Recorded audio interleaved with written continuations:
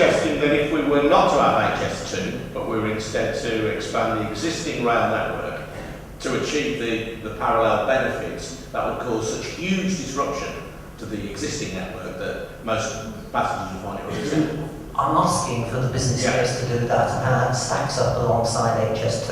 Okay, I don't know whether, which one are you doing, Martin? Is your local knowledge has been referred to? Not sure about local local. I mean, some of the technical aspects of it, Jim will be better placed to talk about it. That's his line of work. But I mean, I'll just talk quickly about the West Coast Main Line. Well, it was called an upgrade, but maybe just brought it up to a particular standard. It still hasn't quite got. It got to where the Great Western Line, high speed 125, got to 35 years ago. So a catch-up, let's say, rather than an upgrade.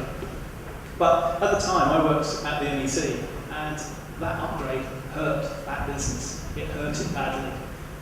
Much of that activity and business was driven at the weekends, and there was a lot of people who used that train to come to the NEC, and we saw significant numbers of visitors down as a result of that. So the worst of all worlds for many of the businesses in this part of the world.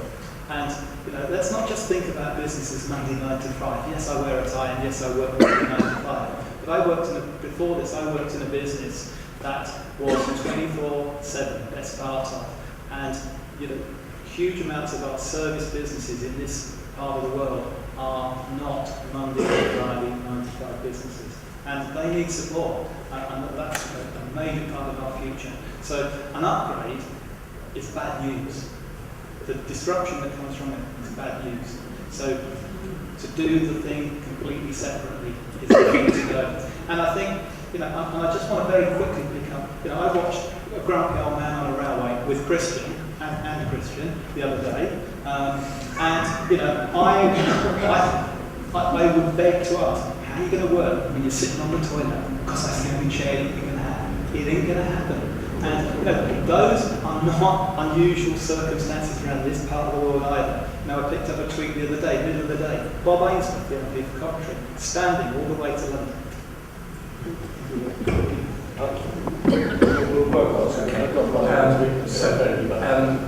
One or two rejoinders to that. Let's first remember that HS2, if it happens, will not come on stream until 2026.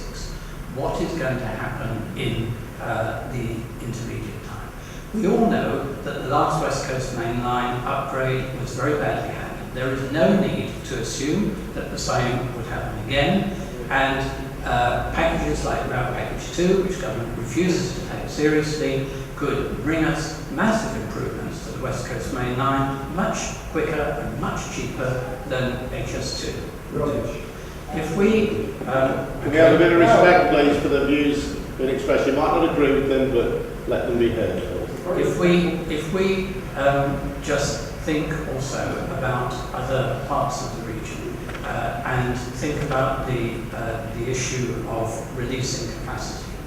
If you are in Coventry, there's a hollow feeling to the idea of releasing capacity, because what people in Coventry, including the business community, maybe particularly the business community, are realising that what HS2 would mean for them is that trains to London from Coventry would be reduced from the current 2 or 3 an hour to 1 hour. So the impact, it is true. I'm afraid that is true. That's not only true. That's not only true. You've got interchange on the road. You've got a better argument. What you mean is you go to Birmingham in order to get to London. That is not a serious option. And it's not only Coventry, but people in Wolverhampton and the Black Country are starting to realise exactly the same thing. There's a chap at the back there. I think a little bit early. Yeah, chap there. Yeah. Somebody's going to bring you a microphone, sir. No, sorry, the other chap at the back. He's stand up for Steve Botting. I've been a member of the Green Party and Friends of the Earth for well over 30 years. No one is more passionate than I am my grandchildren. Now, I think we're missing points here. It would be lovely if we could go back to lots of little agrarian, self-contained communities, just sort of trading with each other by pack horse and big wooden wagon. But that's not going to happen. It's going to be a long time before the global population can even be stabilised, let alone start to be reduced to a long-term realistic level. So there's going to be an awful lot of people in this country, as well as everywhere else. In fact, probably more people in this country, because this is one of the ones that's not going to be affected by desertification and by loss of food-producing land to climate change. So there's going to be an awful lot of people and an awful lot of goods, and this is the real point I want to make, because I think we're missing it, that need to be moved around. Yes, we can reduce food miles, we can reduce packaging, we can have more local production, local consumption, but nonetheless there's going to be probably 80 or 90 million people in this country in the foreseeable future who are going to want to connect with each other, go to work, go to education, go to leisure, go to see their families and their friends, and there's going to be an awful lot of goods that can be produced and moved around to feed and sustain those people. Now, how do we do this? We have a London-centric motorway network, which is already a failure, whichever way you look at it, but from the point of view of the future of the climate, it's an absolute disaster.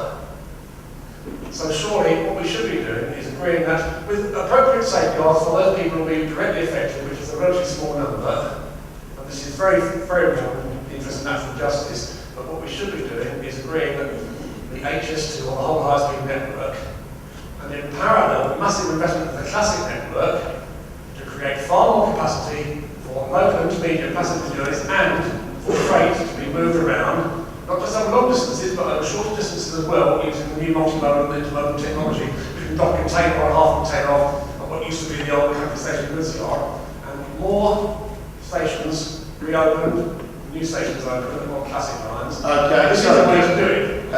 It's not a way for political speeches, sir. No, but that's the only way that we're going to get the CO2 emissions down in the transport field, which is one of the biggest emitters of CO2. You can't run lorries like electricity. Okay, thank you very much indeed. So, I think there is an issue there about investment in other more conventional forms of rail as well as HS2, and also this issue of freight, which was also a submitted question as well. Yes, okay. Look, undoubtedly, you're spending £17 billion, you will get some extra capacity on the rail network. You know, they can't dispute that. And yes, there will be some freight paths on the West Coast mainline. But don't think that you're actually going to attract massive amounts of freight in a very small country from road to rail. It just won't happen. I would love it to happen, but the economics are just against it. Unless we had a program of road pricing to price those lorries off and whatever, which is just not on the agenda. The public won't wear it, and just let me. And the political climate is just not right for that. Now, on this idea of this extra capacity, there is a bit of a fantasy here. Yes, of course, there will be a few odd extra trains here, that possibly, but they will need subsidy, right? And this HS2 will absorb a massive amount of subsidy. Don't get this wrong. Yes, maybe, if it exists for 20, 30, 40 years, towards the back end of that, it will be self-financing. Who knows? Nobody can really predict that far ahead. But at the beginning, according to the projections, when usage will not be that great, it will require subsidy. And what's more, therefore, the extra trains that will be now, the extra capacity that will be on the ligne classique, as they call it in French, will also require subsidy, because basic railways require subsidy. And it is a fantasy to think that a government will pay for both of those, I'm afraid. Jim? Well, I had a lot of sympathy with what Steve said. HS2 is by far the most effective way to free up capacity on our classic rail network. And the West Coast main line isn't full because people sort of kind of just think that's a good place to run trains. That's where 40% of today's rail freight runs. It's a corridor which serves an area which is growing. Some of your points about population growth, of course, let's not forget the biggest area that's expected to experience population growth is the Milton Keynes South Midlands area. In other words, it's a bit between London and Birmingham. And while we may all sort of like Steve's sort of fantasy of moving backwards in time, but let's be realistic.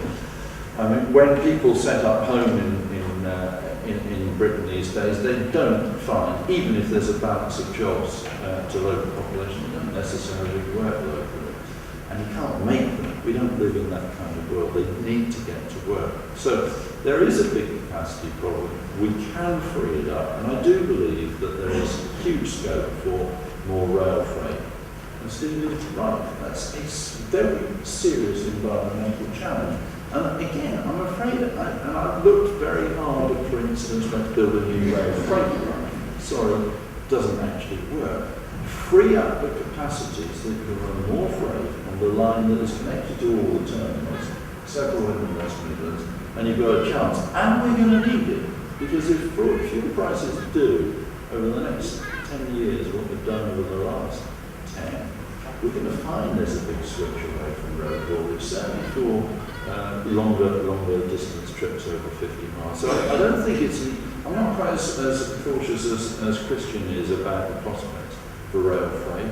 I think it's coming and it's going to be driven by fuel prices. I'll give you a bit more time. Okay, guys. Thank you. I just want to come back into some of those things. This is a really, I think it's probably one of the best questions we've had so far. I think let's not forget about public transport. And Chris is right in terms of the amount of money, the explicit amount of money. It sounds like a lot, doesn't it? But let's just look at the totality for the build of this first leg. Last year, the Treasury set out in October, November, was it, the CSR, and it set up a settlement for 5 years of transport spend. And it talked about 63.4 billion that we're going to spend on transport in this country. Now, in that same 5-year period, we're looking at spending just 750 million on HS2. That's less than 1.5%. It's just 5.5 days of current debt interest payments. That's all on our current debt. But in 5 years' time, the expectation is our finances are going to be a lot less parlous. So we need to project our minds forward. But what are we going to be spending in the next 5 years? 18 billion on rail investments, including Crossrail, 4 billion on Highways Agency, 6 billion on local transport, funding for more PFI, tube upgrades. Since the CSR, we've had the Sustainable Transport Fund, pothole money, and further in rail investments that will last week in the budget. So, and of all of those numbers, in this period, London is getting 30 billion of transport until 2019. Now, I reckon that's seriously imbalanced. I think that's about time we got a piece of that action up here in Birmingham. And, you know, if we then project forward on the basis that they're going to spend best part 70 billion on transport in 5 years, and we project that through for 2 more 5-year periods, then something in the region of 200 billion is going to be spent on transport in this country. And we're looking for 17 billion if you include the 60% pessimism bias. Now, that's about 10% of our total transport spend. So it means we're spending 90% of all of our transport money on projects other than HS2. So let's just put this myth to bed that High Speed 2 is going to take all of our transport money and we're not going to be spending anything on anything else.